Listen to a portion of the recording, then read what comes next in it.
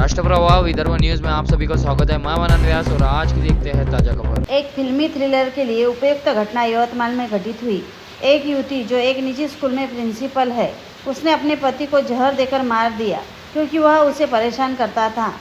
वह यही नहीं रुकी, उसने ट्यूशन क्लास के नाबालिग छात्रों की मदद से पति के शव को जंगल में ले जाकर जला दिया। हालांकि पुलिस ने जांच कर 4 दिन के अंदर ही आरोपी पत्नी को गिरफ्तार कर लिया।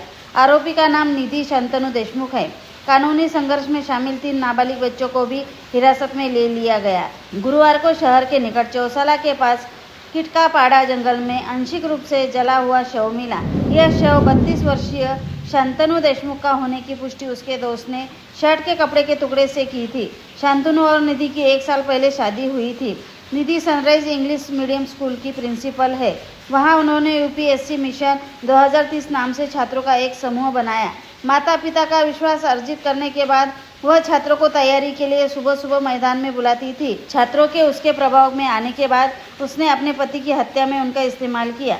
शादी के बाद शांतनु आए दिन शराब पीकर और उससे अश्लील फोटो व वीडियो वायरल करने की धमकी देकर उसका शारीरिक व मानसिक शोषण करता था। इसीलिए उसने उसे मारने की योजना बनाई। इसके लिए इंटरनेट से जानकारी लेकर घर पर ही जहर तैयार किया। उसने कुछ जहरीले पौधों पत्तियों का उपयोग करके जहर तैयार कर शराबी पति को 13 मई को केले के शेक में दिया। शाम करीब 5 बजे शांतनु की मौत हो गई। उस रात उसने 3 छात्रों को अपने घर बुलाया। रात करीब 2:30 बजे शांतनु का शव इन छात्रों के साथ चौसाला क्षेत्र के जंगल में ले जाया गया, लेकिन पकड़े जाने के डर से वह और छात्र अगली रात फिर मौके पर गए और पेट्रोल डालकर शव को आग लगा दी। पोस्टमार्टम रिपोर्ट से पता चला कि शांतनु की मौत 2 दिन पहले जहर से हुई थी।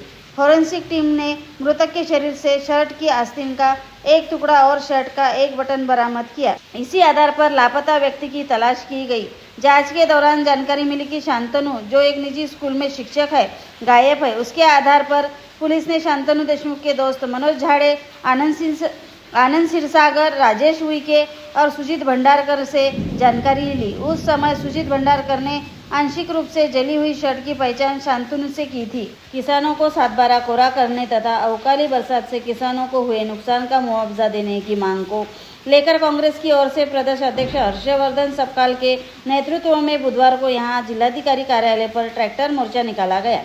आंदोलन में हर्षवर्धन सपकाल ने खुद ट्रैक्टर चलाया। इस मौके पर सांसद बलवंत वानखड़े, पूर्व मंत्री यशोमती ठाकुर, पूर्व विधायक वीरेंद्र जगताप, कांग्रेस जिला अध्यक्ष बबलू देशमुख मुख्य रूप से मौजूद थे। मोर्चा शहर के मुख्य मार्ग से होते हुए कलेक्टर के कार्यालय पहुंचा। मार्च में बड़ी संख्या में पदाधिकारी, कार्यकर्ता और किसान शामिल हुए। इस मौके पर जमकर नारेबाजी की गई। ऑपरेशन सिंदूर में भारतीय जवानों ने अपनी बहादुरी का शानदार प्रदर्शन किया है। हर्षवर्धन सपकाल ने बताया कि हमारे जवानों की वीरता को सलाम करने और महात्मा गांधी से पहलगाम आतंकवादी हमले में अपने प्राणों की आहुति देने वालों के प्रति सद्भावना व्यक्त करने के लिए पूर्व प्रधानमंत्री राजीव गांधी के शहादत दिवस पर आज तिरंगा यात्रा का आयोजन किया गया था।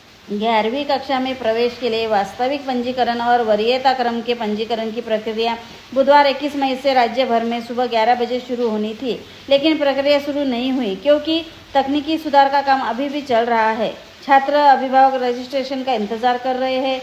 ऐसे में प्रक्रिया के लिए स्कूलों, जूनियर कॉलेजों में नियुक्त शिक्षक भी असमंजस में है। अमरावती संभाग में 5 जिलों में कला, वाणिज्य, विज्ञान 3 शाखाओं के लिए 1422 जूनियर कॉलेजों में कुल प्रवेश क्षमता 1,86,475 है। भारत पाकिस्तान सीमा पर तनाव बरकरार है। इस बीच अमरावती जिले के मोर्शी तहसील के कुछ गांवों में एक विमान को जमीन के करीब मंडराते देखे जाने के बाद अफवाहों का दौर शुरू हो गया।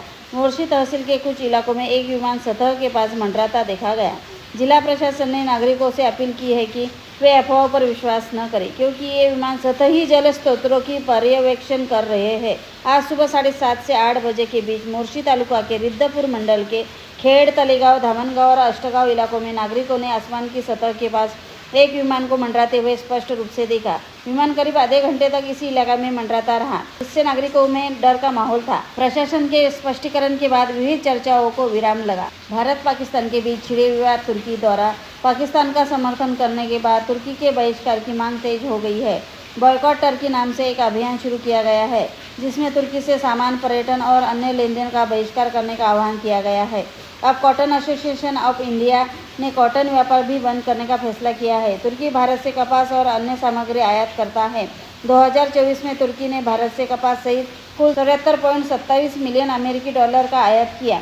इसीलिए हुलिया राजनीतिक घटना और तुर्की की भारत विरोधी नीतियों को ध्यान में रखते हुए हमें तुर्की के साथ सभी कपास व्यापार को रोकने पर विचार करना चाहिए और अपने राष्ट्र के हित में और एक मजबूत और आत्मनिर्भर भारत को बढ़ावा देने के लिए वैकल्पिक विकल्प तलाशने चाहिए। ऐसी अपील सीईआई के अध्यक्ष अनुज गणात्रा ने एक पत्र द्वारा की है। अमरावती के जिलाधिकारी सौरभ कटियार का मुंबई उपनगर के जिलाधिकारी पद पर तबादला हुआ है।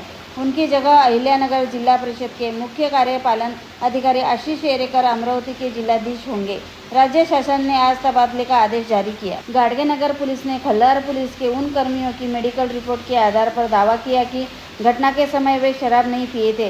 उसी प्रकार प्रकरण में पुलिस वाहन के पीछे से टक्कर मारने वाले वाहन चालक पर अपराध दर्ज किया गया है। उल्लेखनीय है कि अर्जुन नगर में मंगलवार दोपहर 1 बजे 3 वाहनों की टक्कर में 2 लोग घायल हो गए थे। घटना के बाद मौके पर बड़ा बवाल मचा था। राष्ट्र प्रवाह न्यूज चैनल को फॉलो करें ऐसी ही खबरें देखने के लिए।